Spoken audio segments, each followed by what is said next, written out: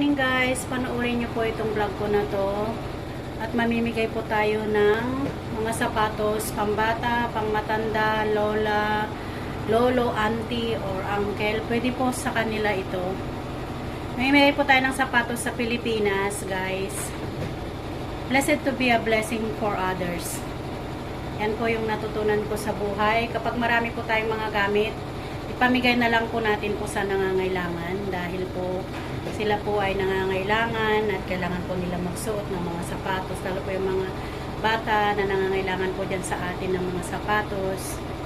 We need to give guys, we need to give to them para po may maisuot din po sila, hindi lang po tayo.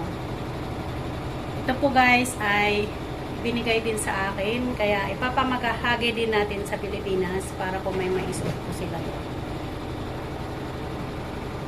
Maraming salamat po sa lahat ng sumuporta, sa lahat po ng mga tao na sumuporta sa akin guys.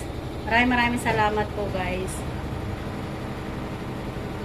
Ito po, ang mga ipapamigay natin may Nike Air. Karamihan po dyan ay Nike, Adidas, Sandals, Crooks.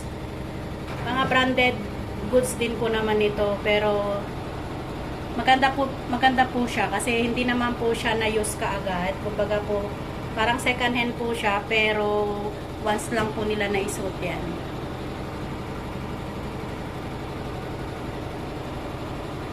Thank you guys for watching. I love you all.